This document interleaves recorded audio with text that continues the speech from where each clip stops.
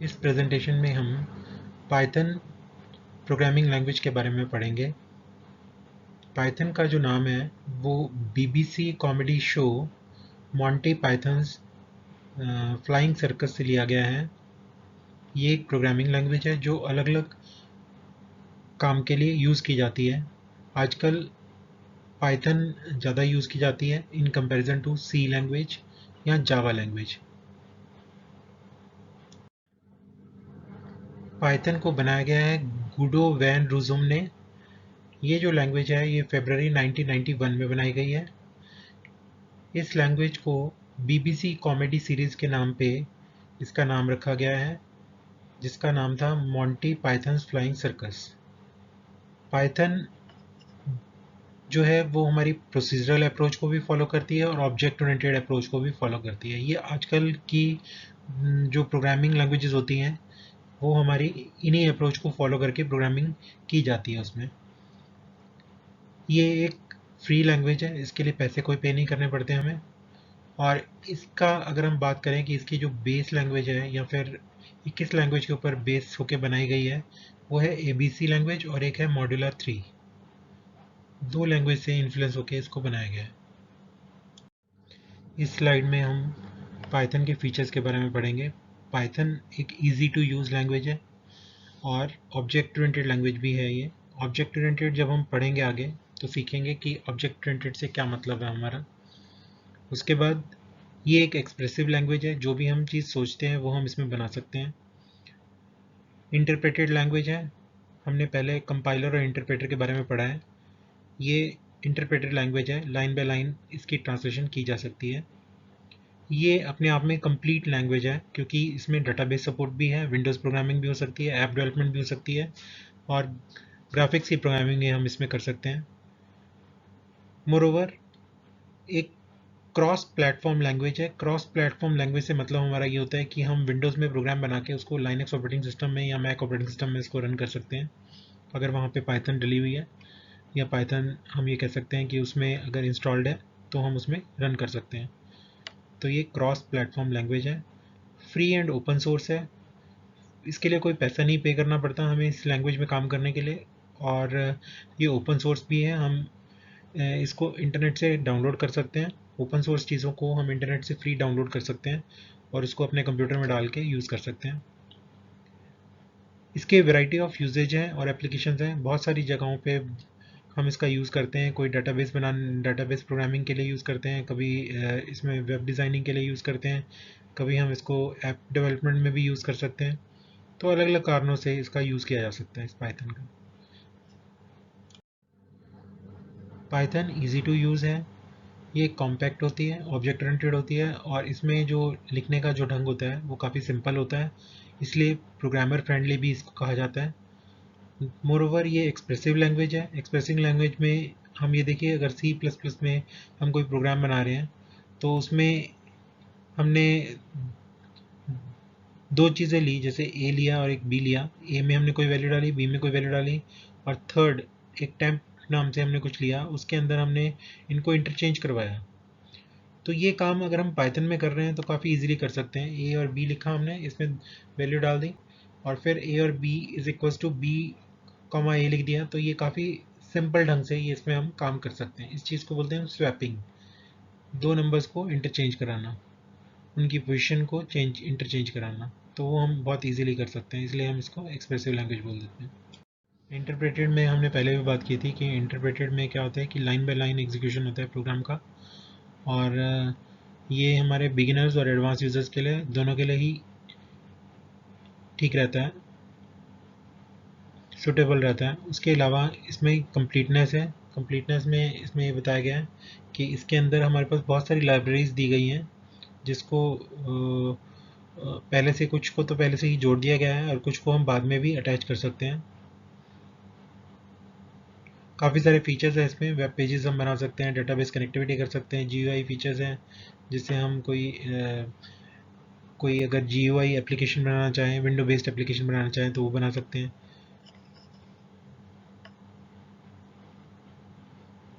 Python के बारे में हम ऐसा भी कह सकते हैं कि पाइथन जो है इसमें ये बैटरी इंक्लूडेड फिलॉसफी को फॉलो करती है कि आपने मान लो कोई टॉर्च ली तो उसके साथ बैटरी आपको फ्री मिल जाती है, तो वो चीज़ हो रही है इसमें। इसमें लाइब्रेरी सारी इंक्लूडेड रहती हैं। क्रॉस प्लेटफॉर्म के बारे में बताया गया है दोबारा से। मैंने बताया था जैसे कि Windows, Linux, Unix, Macintosh, super computer, smartphones, ये काफ़ी चीज़ों को सपोर्ट करती है पाइथन लैंग्वेज। कोई भी प्रोग्राम कहीं पे भी बना के कहीं पे भी इसको रन कर सकते हैं। ये एक पोर्टेबल लैंग्वेज है। More over free and open source है। इसका मतलब ये है कि इसको फ्रीली हम डाउनलोड कर सकते हैं। इसकी एक वेबसाइट है python.org,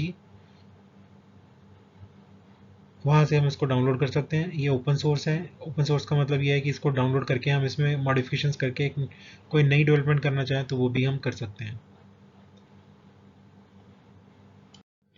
इसमें बताया गया है कि हमारी जो पाइथन है वो काफ़ी सारी एप्लीकेशंस में यूज़ की जा सकती है। जैसे कि इसमें बताया गया है कि वेब एप्लीकेशंस में, स्क्रिप्टिंग में, गेम डेवलपमेंट में, सिस्टम एडमिनिस्ट्रेशन में, रैपिड प्रोटोटाइपिंग में, जीयूआई प्रोग्राम्स में। जीयूआई का मतलब होता है विंडो बेस्ड प्रोग्राम्स जो होते हैं हमारे, वो ग्राफिकल यूज़र इंटरफेस से रिलेटेड होते हैं, तो उनमें भी यूज़ किया जा सकता है। डाटाबेस एप्लीकेशंस में भी इसका यूज़ किया जा सकता है। इसके कुछ लिमिटेशंस हम देख लेते हैं। जैसे कि फास्टेस्ट लैंग्वेज नहीं है, क्योंकि हमारे पास जो फास्टेस्ट लैंग्वेज होती है वो जैसे बाइनरी लैंग्वेज, जैसे कि मशीन लैंग्वेज जिसको हम बोलते हैं, कंप्यूटर उसको डायरेक्टली फास्ट तरीके से एग्जीक्यूट कर सकता है, उसमें कोई कन्वर्जन की ज़रूरत नहीं पड़ती। लेकिन जो हाई लेवल लैंग्वेजेस होती हैं जैसे सी, सी प्लस प्लस, जावा, तो पाइथन जो है हमारी हाई लेवल लैंग्वेज है, तो इसको पहले ट्रांसलेट करना पड़ता है फिर ये चलती है, तो इस वजह से इसको फास्टेस्ट लैंग्वेज नहीं कहेंगे। लेसर लाइब्रेरीज देन सी, जावा, पर्ल। पर्ल, जावा और सी लैंग्वेज से इसकी जो लाइब्रेरीज होती हैं वो कम होती हैं, तो फ़ायदा भी है नुकसान भी है। नुकसान ये है कि लाइब्रेरीज कम होने की वजह से हमें जिस लाइब्रेरी की ज़रूरत पड़ती है हम बाद में उसको अटैच कर सकते हैं। Not strong on type binding. दूसरी लैंग्वेजेस में जैसे सी, जावा, पर्ल लैंग्वेज में हमारे पास डाटा टाइप्स गिवन होते थे। हम उसमें डाटा को अलग अलग टाइप में देख सकते थे, कन्वर्ट कर सकते थे। इसमें भी कन्वर्जन की फैसिलिटी है, लेकिन शुरू में हम डाटा को डिफाइन करने की हमें ज़रूरत नहीं पड़ती है इसमें, तो इसमें थोड़ा काम ईजी होता है। और इसमें ये बताया हुआ है कि नॉट इजीली कन्वर्टेबल। हम एक बार एक प्रोग्राम को लिख लेते हैं, हम उसको इजीली दूसरी लैंग्वेज में नहीं कन्वर्ट कर सकते। ऐसे बाकी लैंग्वेजेस में भी ऐसा ही होता है कि आप इजीली कन्वर्ट नहीं कर सकते। इसमें यही बताया गया है कि जो पाइथन है वो फास्टेस्ट नहीं है। उसी के जो हमारे माइनस पॉइंट्स हैं, लिमिटेशंस हैं, उसी को एक्सप्लेन किया गया है। तो इसमें बताया गया है कि ये पहले हमारा बाइट कोड में कन्वर्ट होगा, internal byte code, then execute by the Python interpreter. तो पाइथन में पहले मैंने आपको बताया हाई लेवल लैंग्वेज है, क्योंकि इसको कन्वर्ट किया जाता है पहले। जो कन्वर्जन होता है वो बाइट कोड में होता है। बाइट कोड एक ऐसा कोड होता है जो कि इंटरमीडिएट कोड होता है, बाइनरी कोड से पहले का कोड होता है, और फिर बाद में इसको बाइनरी में कन्वर्ट करके कंप्यूटर उसको एग्जीक्यूट कर देता है। वो जो एग्जीक्यूट करता है वो इंटरप्रेटर करता है, इसमें कंपाइलर नहीं करता। तो इसलिए इसको हम ये कह सकते हैं कि फास्टेस्ट लैंग्वेज नहीं है। फिर उसके बाद है लेसर लाइब्रेरीज देन सी। इसमें बताया गया है कि उसमें हमारे पास बहुत ज़्यादा कलेक्शन में लाइब्रेरीज होती हैं, और उनको हमें इसमें हमारे पास लाइब्रेरीज कम है, लेकिन इसमें हम सारे तरह के फंक्शंस को परफॉर्म कर पाते हैं।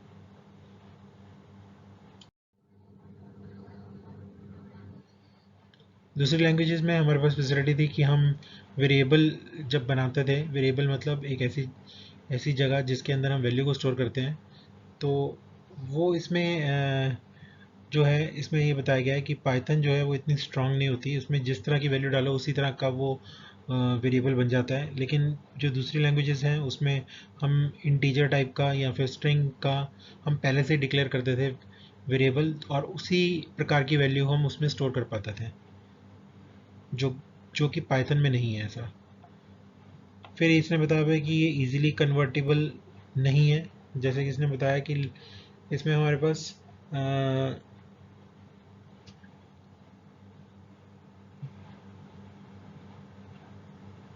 हम एक लैंग्वेज के प्रोग्राम को बना के दूसरी लैंग्वेज में कन्वर्ट नहीं कर सकते हैं। मतलब हम पाइथन में पहले प्रोग्राम बनाएं और हम चाहें कि वो सेम प्रोग्राम दूसरी लैंग्वेज में कन्वर्ट हो जाए, तो that is not possible in this. तो इस वजह से हम इसको कहते हैं कि ये ईजिली कन्वर्टेबल नहीं है। पाइथन को कंप्यूटर में स्टार्ट करने के लिए सबसे पहले पाइथन को कंप्यूटर में इंस्टॉल करना पड़ेगा। उसके लिए हम python.org वेबसाइट पे जाके वहाँ से प्रोग्राम को डाउनलोड कर लेंगे, पाइथन के इंस्टॉलर को डाउनलोड कर लेंगे। पाइथन इंस्टॉलर को जब हम डाउनलोड करेंगे तो उसमें हमें एक प्रोग्राम मिलेगा जिसका नाम होगा पाइथन IDLE। हम उसको जब रन करेंगे तब हम अपनी पाइथन की प्रोग्रामिंग उसमें कर सकते हैं। और उसी के साथ ही एक PIP पैकेज इंस्टॉलर भी हमें मिलेगा। अगर हमें कोई लाइब्रेरी की रिक्वायरमेंट होती है तो वो हम PIP पैकेज इंस्टॉलर से इंस्टॉल करेंगे बाद में।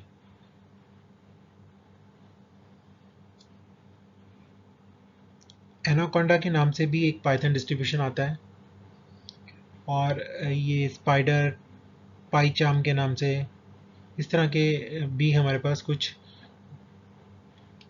हम ये कह सकते हैं कि इंटरप्रेटर कुछ आते हैं जो पाइथन के प्रोग्राम को ट्रांसलेट करने में हमारी मदद करते हैं। तो हम कोई भी यूज़ कर सकते हैं। हम एनाकोंडा की साइट पे जाके वहाँ से डाउनलोड कर सकते हैं पाइथन का, और यहाँ ये पाईचार्म को भी हम नेट से फ्रीली डाउनलोड कर सकते हैं। पाइथन में प्रोग्राम बनाने के दो तरीके होते हैं, एक को हम इंटरेक्टिव मोड बोलते हैं और एक को हम स्क्रिप्ट मोड बोलते हैं। इंटरेक्टिव मोड में तो हम डायरेक्ट कमांड्स लिखते हैं और कंप्यूटर उसके साथ साथ उसका रिजल्ट देता रहता है। और स्क्रिप्ट मोड में जब हम काम करते हैं तो हम एक पूरा प्रोग्राम लिख लेते हैं, 2 लाइनों का, 5 लाइनों का, जितने का भी हमने प्रोग्राम लिखना है, और उसके बाद कंप्यूटर जो है उसको 1 बाय 1 एग्जीक्यूट कर देता है। तो that is the script mode. इसमें पाइथन की डिफ़ॉल्ट डिस्ट्रीब्यूशन के बारे में बताया गया है, जिसमें पाइथन IDLE हमें मिलेगा। हम स्टार्ट बटन दबा के ऑल प्रोग्राम्स में जाएंगे। उसके बाद पाइथन का जो भी वर्जन है हमारे पास 3.6.x के बारे में यहाँ पे बताया गया है। 3.7 3.8 तक वर्जन्स आ चुके हैं, हम उनका डाउनलोड करके हम उसको यूज़ कर सकते हैं। और IDLE जो होगा, IDLE पाइथन IDLE का जो भी उसमें हमें शॉर्टकट मिलेगा या एप्लीकेशन मिलेगी, हम उसको रन करेंगे। ये पाइथन IDLE में किस प्रकार हम इंटरेक्टिवली काम कर सकते हैं वो बताया गया है। हमारे पास इस तरह से ये ग्रेटर देन का साइन आएगा। हम वहाँ पे अपनी कमांड लिखेंगे 20 + 30, और उसके बाद एंटर की प्रेस करेंगे तो कंप्यूटर हमें 50 रिजल्ट दे देगा। ये जो 3 बार ग्रेटर देन साइन होता है, इसको हम IDLE प्रॉम्प्ट बोलते हैं, जहाँ पे हम अपनी कमांड को लिखते हैं और फिर कंप्यूटर उसको एग्जीक्यूट करके रन करके रिजल्ट हमें दे देता है।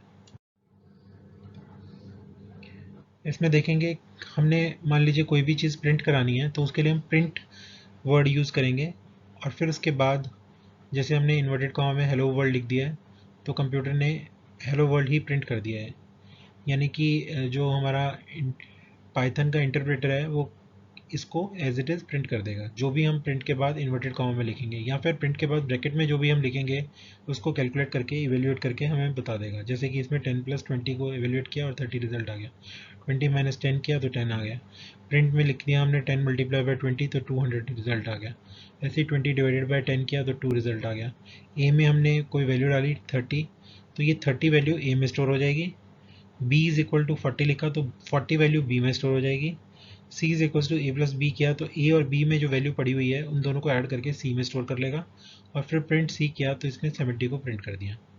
ये a b c जो हैं ये वेरिएबल्स कहलाएंगे, और ये जो 30 और 40 है ये हमारी वैल्यूज़ कहलाएंगी।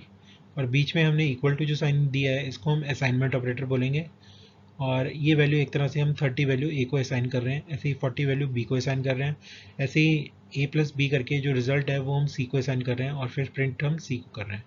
तो इस प्रकार से ये प्रिंट हो जाएगा। प्रिंट में हमने है इन्वर्टेड कॉमा में ब्रैकेट में इन्वर्ट हेलो लिखा हुआ है, तो हेलो ही आउटपुट में प्रिंट हो जाएगा। स्क्रिप्ट मोड में हमारे पास फैसिलिटी होती है कि हम मल्टीपल कमांड्स को, या कह लो कि जो हम मल्टीपल स्टेटमेंट्स लिख रहे हैं अलग अलग काम करने के लिए, उनको हम एक प्रोग्राम बना के सेव कर सकते हैं। या हम ये कह सकते हैं कि जी एक फ़ाइल बना के हम सेव कर सकते हैं और फिर बाद में उस फ़ाइल को रन कर सकते हैं। ये स्क्रिप्ट मोड का फ़ायदा रहता है।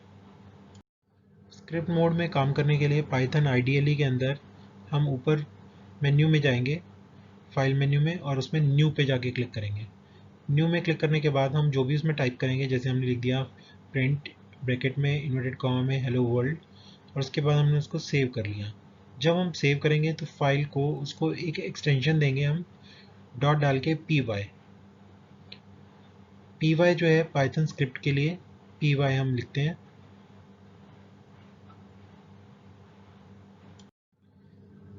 इसमें शो किया गया है, देखिए यहाँ पे फाइल मेन्यू में जाएंगे, न्यू विंडो पे क्लिक करेंगे, ये अनटाइटल्ड विंडो आ जाएगी। इसमें हम अपना प्रोग्राम को टाइप कर लेंगे। प्रोग्राम हमने टाइप कर लिया, a is equal to 10, b is equal to 20, c is equal to a plus B. Print inverted comma में जो चीज़ लिखेंगे वो एज इट इज़ प्रिंट हो जाएगी, और कॉमा डाल के c लिख दिया हमने तो c की जो वैल्यू है वो प्रिंट हो जाएगी। c को इन्वर्टेड कॉमा के अंदर नहीं लिखना है, क्योंकि अगर इन्वर्टेड कॉमा के अंदर लिख देंगे तो c as it is print हो जाएगा। हमने जो वैल्यू प्रिंट करानी होती है उसको कॉमा डाल के हम लिखते हैं प्रिंट स्टेटमेंट के अंदर। फिर उसके बाद ये हमने यहाँ पे इसने बताया हुआ है कि प्रोग्राम को सेव करने के बाद हम F5 की दबाएंगे कीबोर्ड से। ऊपर यहाँ पे रन भी लिखा हुआ आ रहा है, रन मेन्यू है, वहाँ पे जाके रन भी कर सकते हैं अपने प्रोग्राम को। ये एक एनाकोंडा इंटरफेस का एग्जांपल दिखाया गया है कि एनाकोंडा जो हम आईडीएलई है, अगर हम उसका यूज़ करते हैं तो हमारे पास किस तरह से लुक आएगी। ये जो स्पाइडर के नाम से हमारा इंटरफेस है उसके बारे में दिखाया गया है कि उसके अंदर हमारे पास जब वो स्टार्ट होगा तो किस तरह की लुक आएगी हमारे पास। इसमें भी हम अपने पाइथन के प्रोग्राम को बना के रन कर सकते हैं। अब हम अपने प्रोग्राम के स्क्रिप्ट को एनालाइज करते हैं और उसके आउटपुट को देखते हैं। जैसे कि हमने पहले हैश साइन डाला और फिर लिख दिया माय फर्स्ट प्रोग्राम, तो ये जो लाइन है ये कमेंट बन जाएगी हैश साइन लिखने की वजह से। और ये कंपाइलर जो इंटरप्रेटर है, क्योंकि इसमें कंपाइलर नहीं यूज़ करते, हम इंटरप्रेटर यूज़ करते हैं, तो पाइथन जो है इंटरप्रेटर ये इसको इग्नोर कर देगा, इस लाइन को प्रिंट नहीं करेगा। और फिर उसके बाद जो हमने प्रिंट स्टेटमेंट में लिखा हुआ है हेलो वर्ल्ड, तो इसको प्रिंट करके कंप्यूटर जो है हमें आउटपुट देगा, हेलो वर्ल्ड प्रिंट हो जाएगा। माय फर्स्ट प्रोग्राम, इसको जब हम रन करेंगे तो ये प्रिंट नहीं होगा क्योंकि दिस इज़ ए कमेंट। जब भी हम किसी वर्ड के साथ में ये राउंड ब्रैकेट्स लगा देते हैं तो दिस बिकम्स ए फंक्शन, इसको हम फंक्शन बोलते हैं। ये जो है एक प्रकार का डिस्प्ले फंक्शन है, ये आउटपुट को डिस्प्ले करता है हमारे, जिसको हम प्रिंट फंक्शन भी बोल देते हैं। अब प्रिंट के अंदर अगर हमने डबल इन्वर्टेड कोट्स का यूज़ किया है तब भी हमें आउटपुट देगा, अगर हमने सिंगल इन्वर्टेड कॉमा का यूज़ किया है तब भी हमें आउटपुट देगा। Python allows both single and double quotations. जो हमारी स्ट्रिंग होती है, जो भी हम लिखते हैं, जो भी टेक्स्ट लिखते हैं, उसको स्ट्रिंग भी कहा जाता है इसमें। तो उस स्ट्रिंग को आप चाहे सिंगल इन्वर्टेड कॉमा में लिखें चाहे डबल में लिखें, ये बोथ टाइप से इसको अलाउ कर देता है। आप डबल इन्वर्टेड कॉमा के भी आउटपुट ले सकते हैं और सिंगल इन्वर्टेड कॉमा में लिख के भी आउटपुट ले सकते हैं।